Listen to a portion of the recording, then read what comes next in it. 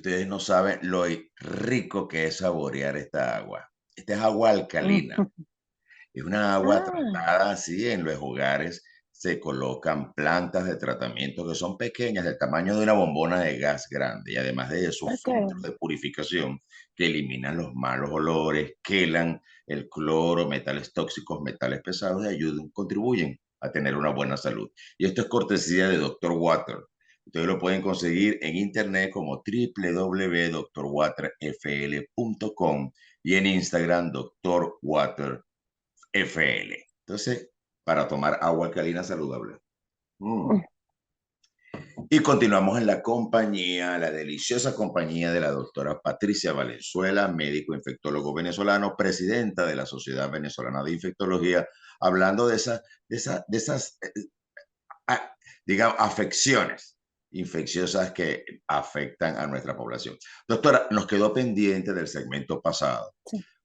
conversar acerca de COVID. Nosotros tenemos ya más de 2 décadas viviendo, conviviendo la humanidad entera con el virus del SARS, un virus que ha mutado y para nuestra población la mutación se refiere a cambios que ocurren en el virus y bueno, se ha hecho más patógeno y hasta mortal, hasta que nos encontramos con Claro, esta epidemia que provocó, se convirtió en pandemia y provocó esta cuarentena y tantas pérdidas de vidas humanas alrededor del mundo. Y se trata del COVID-19. sí.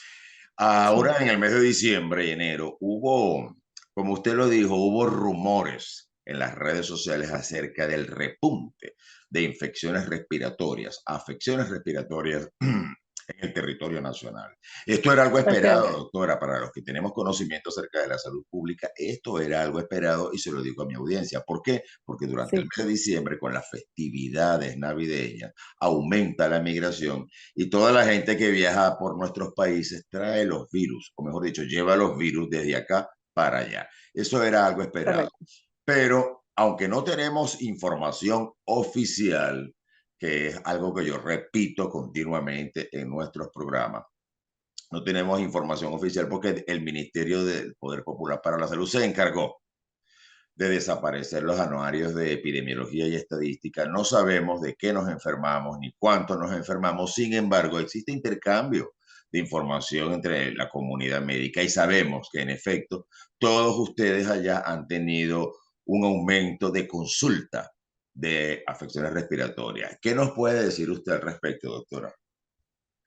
Bueno, sí, efectivamente, hemos tenido, un aumento de las consultas por cuadros respiratorios. Y cuando hablamos de cuadros respiratorios, la Organización Panamericana de la Salud, pues, lo clasificó como enfermedad aguda respiratoria o como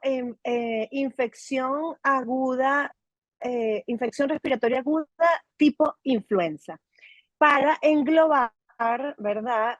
Los cuadros respiratorios que se venían presentando desde el último trimestre de 2023 y que se iba a extender a el primer trimestre de 2024, sobre todo causados por tres virus principalmente: SARS-CoV-2, que produce la COVID-19, influenza A, influenza B y el virus sincitial respiratorio. Eso, de hecho, está en el último alerta epidemiológico de la Organización Panamericana de la Salud, que tiene fecha de 8 o 10 de enero de este año. Y además se extendía no solamente a hemisferio norte, que es donde estamos, porque es la temporada de influenza que va desde septiembre de 2023 hasta el primer trimestre de 2024, se puede extender hasta abril inclusive, pero llama la atención que en el cono sur, es decir, en el hemisferio sur, también se estaba dando un incremento del número de casos respiratorios. Y por eso se engloban en, en estos dos cuadros principalmente, y también estaban siendo causados por SARS-CoV-2, por influenza y por virus sincitial respiratorio, aun cuando ellos estaban en un periodo, en una estación de verano y no de invierno como en el hemisferio norte. Es por ello que pues la Organización Panamericana hace el llamado de que hay que continuar con las medidas de autocuidado, ¿verdad? Principalmente para cuidarse uno y cuidar a sus seres queridos, a sus seres cercanos, con respecto a el uso de la mascarilla ¿verdad? El lavado de manos y la actualización de la vacunación o completación del esquema de vacunación. Y otro dato importante es la posibilidad de hacer diagnóstico de laboratorio. ¿Por qué? Porque diferenciar solamente a través de los signos y los síntomas que presenta la persona, si es un virus o es otro de los virus respiratorios, no se puede hacer. Lo ideal es hacer una prueba diagnóstica. Sin embargo, si también hace el llamado la Organización Panamericana de la Salud, si la impresión diagnóstica es principalmente influenza y es una persona de grupo de alto riesgo, pues habría que empezar tratamiento antiviral específicamente para influenza. Esto además, nosotros desde la Sociedad Venezolana de Infectología emitimos un comunicado 23 de enero, 24 de enero de este año, sumándonos a este alerta epidemiológica de la Organización Panamericana de la Salud, porque bueno, sabemos cuáles son las condiciones de nuestro sistema sanitario, tenemos que cuidar y tenemos que tratar de hacer prevención principalmente, porque pues sabemos pues las dificultades para hacer diagnóstico. De hecho, el diagnóstico de estas patologías se hace principalmente en los laboratorios privados del país porque no está totalmente disponible en la red de hospitales ni de ambulatorios. Y en consecuencia, pues sabemos que en esos laboratorios privados donde se estaban procesando la mayor cantidad de los hisopados nasofaringeos para hacer PCR en tiempo real, el predominio era de SARS-CoV-2. Como segundo germen es influenza, influenza A, influenza B, nos llamó la atención, nos llama la atención y también hace el llamado el CDC, los Centros para el Control de las Enfermedades y su prevención, y OPS, que influenza B estaba aumentando el número de casos y lo hemos visto también reflejado aquí en el país. Ya, sí, nuestro país no escapó de todo esto. Esto ha ocurrido en todos nuestros países y asimismo como ha ocurrido ese repunte que usted está reportando en este momento, también hubo un aumento de fallecimientos, sobre todo en personas de la tercera edad. Eso es información que uno Sí, obtiene de la red de colegas, pues yo me mantengo en contacto con todos mis colegas. Es más, ahora que vivo fuera del país, estoy más en contacto con mis colegas médicos de todas las especialidades de lo que estaba cuando yo vivía en Venezuela. Entonces sí hubo un aumento de fallecimientos durante el mes de diciembre, enero, febrero, lo que va del año, y eso es debido a lo que acaba de explicar la doctora. El cambio climático, las migraciones, que yo lo mencioné, y además de eso sí, es caldo de cultivo para que esto aumente. sí, Aumentó el número de fallecimientos en personas de la tercera edad y las autoridades sanitarias de Venezuela lo ocultaron, como ocultan toda la incidencia y prevalencia de todas nuestras enfermedades. Es lamentable porque eso, si no se le hace saber a la ciudadanía no puede adoptar esas medidas de cuidado, de autocuidado y de cuidado de los demás que usted acaba de mencionar.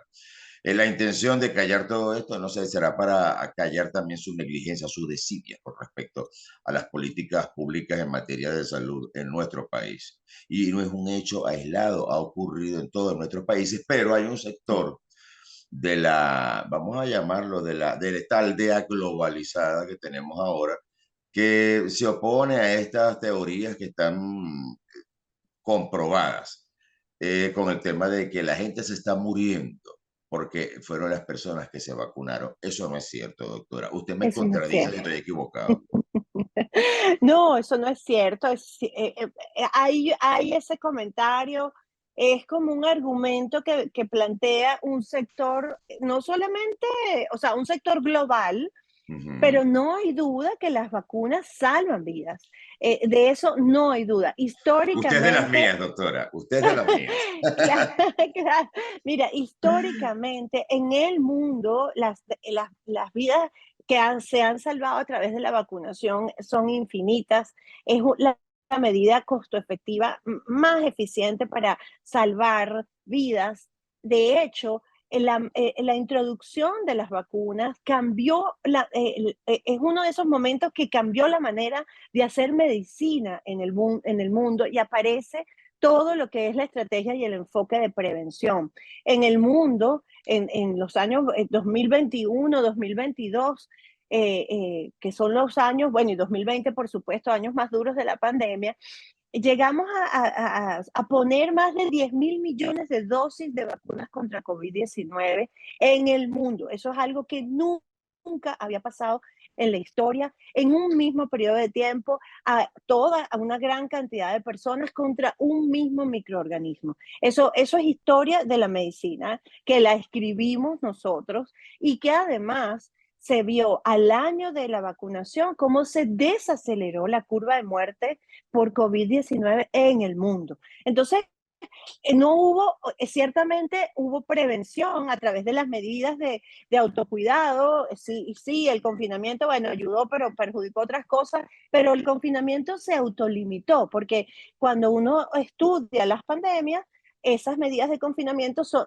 al principio. Tú no puedes mantener confinadas a las personas por demasiado tiempo y además los países que hicieron esto, pues quedó claro que no era la medida porque es un paquete de medidas de prevención, no es nada más una sola, pero además sabemos ciertamente que se desaceleraron las muertes y eh, la otra cosa importante fue disminuir el número de hospitalizaciones, disminuir las formas graves de la COVID-19, sobre todo en los grupos de riesgo. Eso es evidencia científica, eso está estudiado, eso está medido sin sesgo, con unos intervalos de confianza que son suficientes y que han sido además evaluados por pares de expertos.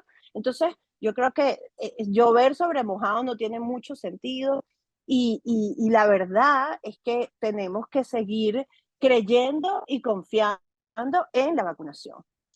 Qué bueno que usted lo haya dicho, doctora, para que la gente se sacuda de esa cabecita esas teorías conspiranoicas de que las élites de no sé quién nos quiso encerrar porque nos quieren controlar. No, señores, eso no es cierto. Que la medida fue exagerada, sí.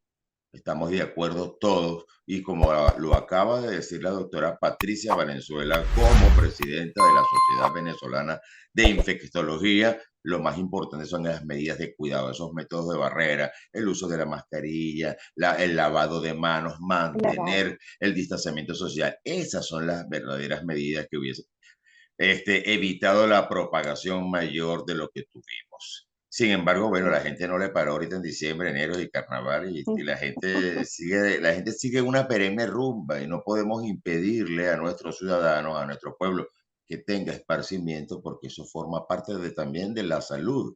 Porque la salud no es Sí, solamente meramente la ausencia de enfermedad, no, es un es verdad. estado de bienestar físico, psíquico y emocional. Y para ello Sí. necesitamos el esparcimiento.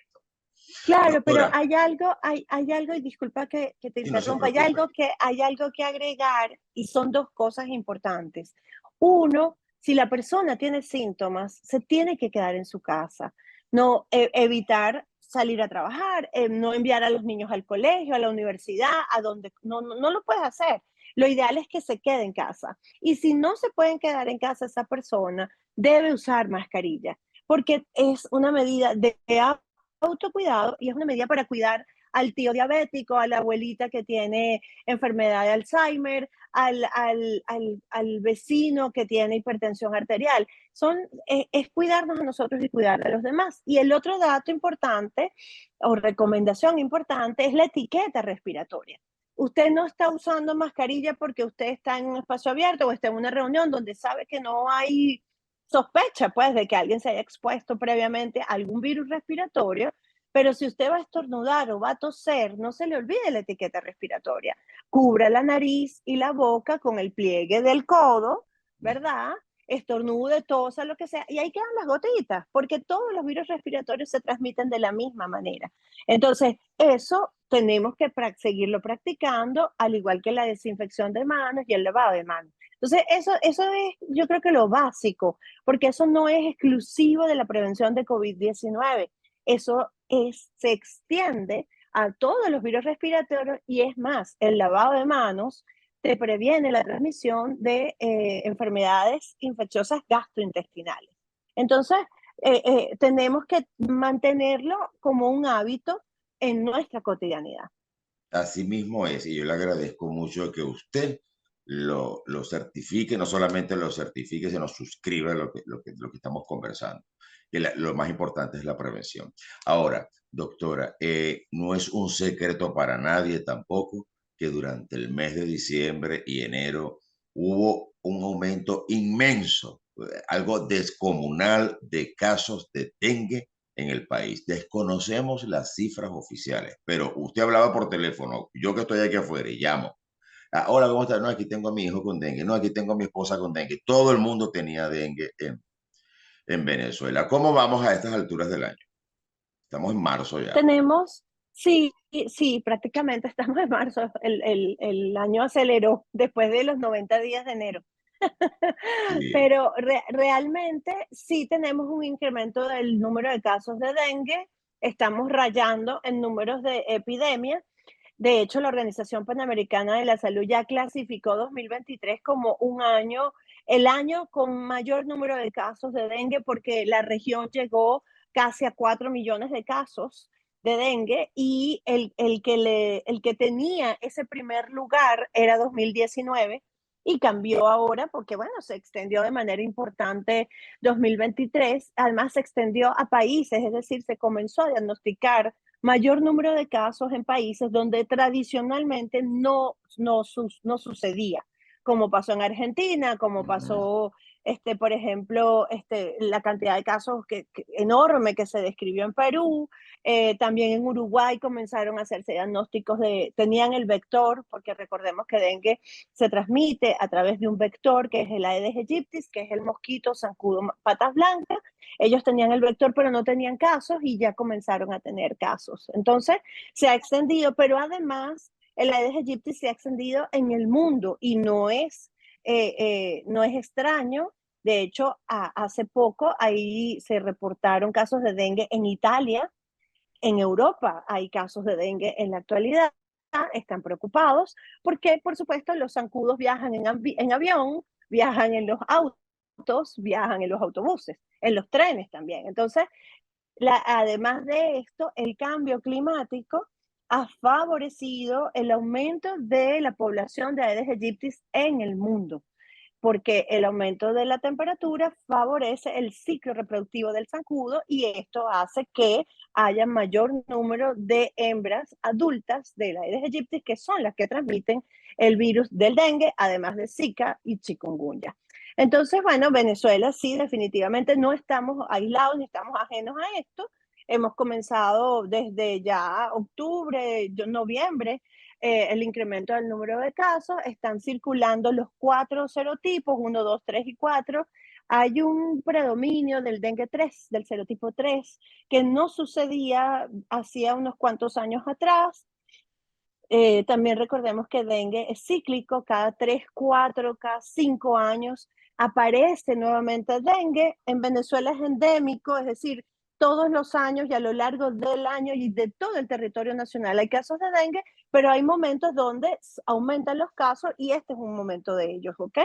Y bueno, estamos preocupados porque pues definitivamente las condiciones, el venezolano se ha visto obligado a almacenar agua porque no hay agua corriente y bueno, tenemos que enseñar, educar a realizar un correcto almacenamiento del agua, tapada, movilizándola, evitando la formación de criaderos, porque realmente pasamos una temporada de lluvia importante, ahorita estamos en calor, el fenómeno del niño está en nuestro continente, sobre todo en lo que es el norte, sobre todo lo que es Venezuela, pues el norte de Sudamérica,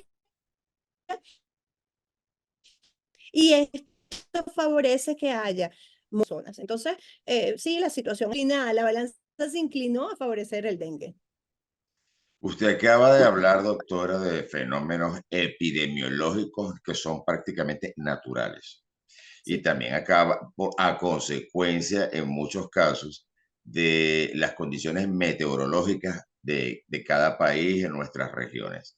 Pero hay algo que es indefectible que no se puede ocultar. En Venezuela desaparecieron las campañas de fumigación, ya no se llevan a cabo como antes.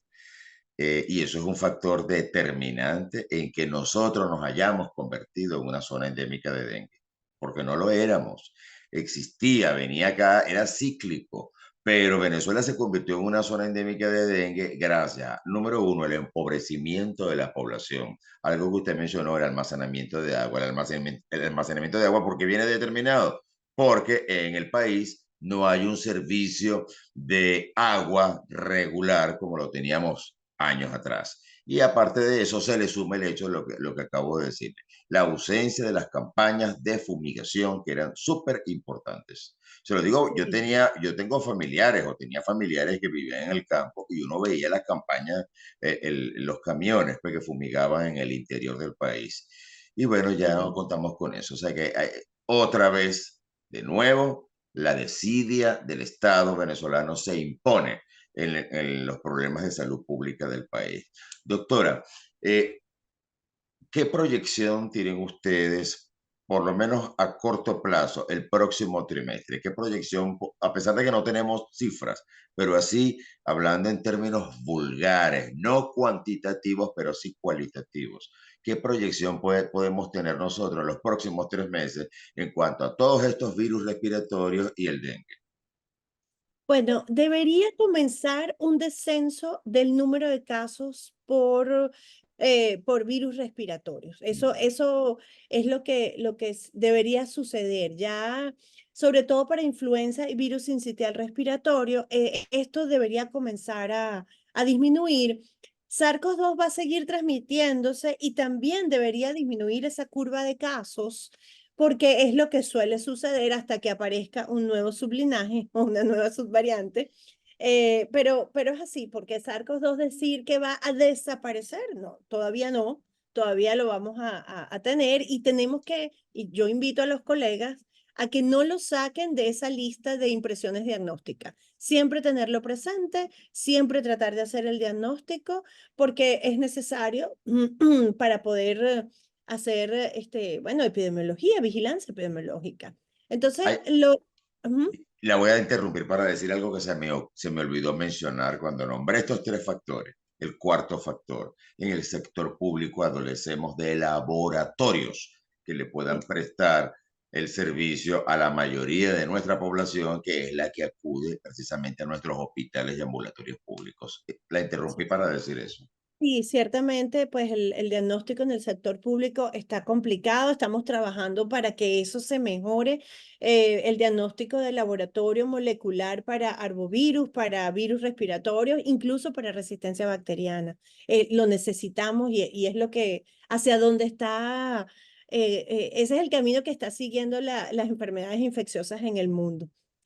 Nosotros esperamos, bueno, esto, pues que comiencen a disminuir los casos respiratorios. SARS-CoV-2 lo vamos a seguir diagnosticando. Seguramente esa curva va a disminuir, pero no dejaremos de tener casos. Esperemos que además se mantengan estos casos que sean leves, que no necesiten hospitalización y aquellos que necesiten hospitalización que sean puntuales, por supuesto. Con respecto a dengue, dengue sí va a seguir manteniéndose su transmisión y seguramente vamos a tener un aumento de casos o vamos a mantenernos en ese borde, en ese brote epidémico, pues, porque realmente, pues, no tenemos todas las medidas de control vectorial.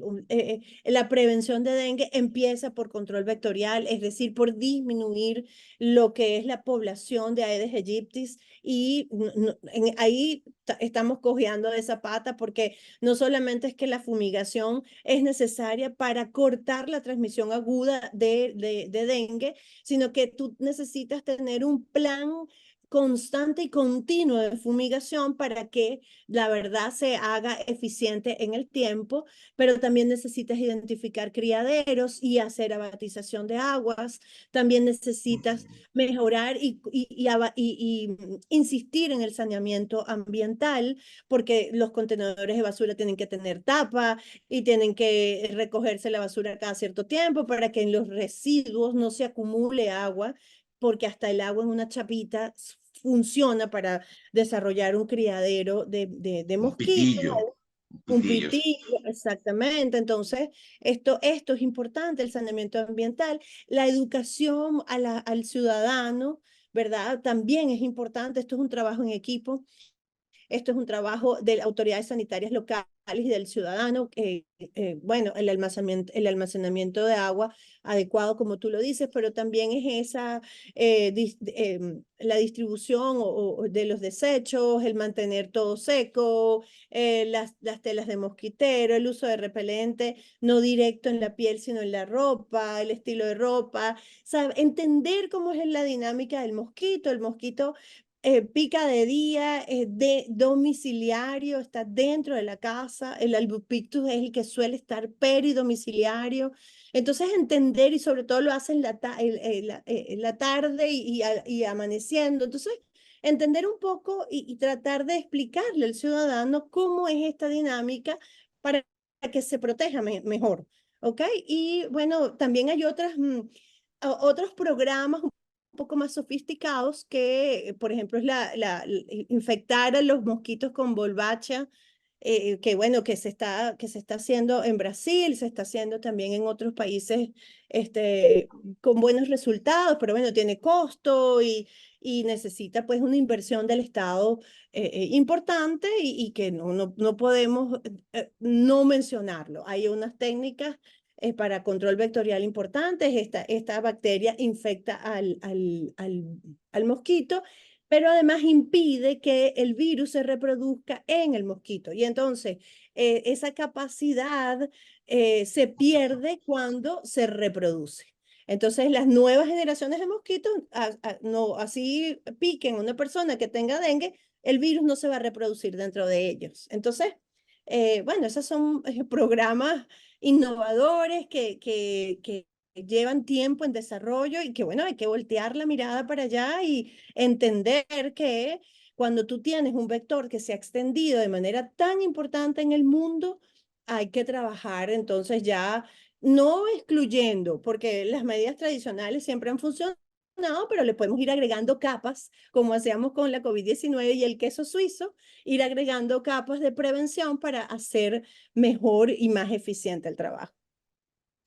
Doctora, qué tristeza que nosotros en Venezuela particularmente tengamos unos medios de información que están censurados y ellos mismos se han impuesto una autocensura y qué lástima que no participen en algo tan sencillo como esto. Yo no creo que hacerle recomendaciones a través de ustedes, los colegas médicos que están allá, a la ciudadanía, a las locutoras, a las animadoras de televisión, de recordarle todas estas cosas. Mira, según la Sociedad Venezolana de Infectología, según la Organización Mundial de la Salud, según la Oficina Panamericana de la Salud, para evitar esto debemos hacer esto o debemos evitar hacer esto. Eso es algo muy sencillo. Yo no creo que eso comprometa a ningún canal de televisión.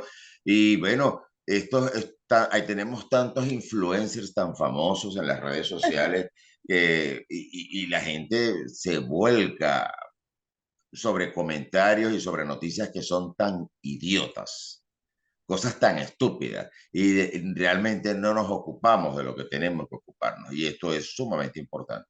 Doctora Valenzuela, yo le agradezco muchísimo en nombre de mi programa, que es para todos ustedes, y de toda mi audiencia, su participación el día de hoy en esta interesante charla, y la voy a comprometer públicamente, como hago con todos mis invitados, la comprometo públicamente para que esta ventana y esta que es su casa, usted la utilice cuando usted lo considere necesario. Ay, muchísimas gracias, Eliezer. De verdad que gracias por esta oportunidad. Como te dije al principio, estos espacios son valiosos y son la manera de llegar pues a los colegas, a los ciudadanos y te lo agradezco muchísimo, de verdad. Nosotros también desde la Sociedad Venezolana de Infectología estamos a la orden y en mi nombre personal también. Y bueno, nada, estamos aquí y seguimos para adelante. Muchísimas gracias. A mi audiencia les recuerdo que acá abajo está la cajita para que le den like, se suscriban, activen la campanita de notificaciones. Yo sé que a ustedes les gusta ver mi programa, pero denle like, compartan el programa, que eso es muy importante para yo poder continuar elaborando estos contenidos que son para todos ustedes. Y además de eso, bueno, sus comentarios son bienvenidos, siempre se los digo. Por ahora, muchísimas gracias por su audiencia y los invito a la próxima emisión del programa y mientras tanto, se me cuidan mucho, por favor. Ella fue la doctora Patricia Valenzuela, presidenta de la Sociedad Venezolana de Infectología. Esto fue para todos ustedes y yo, Eliezer Elvitar. Muchísimas gracias.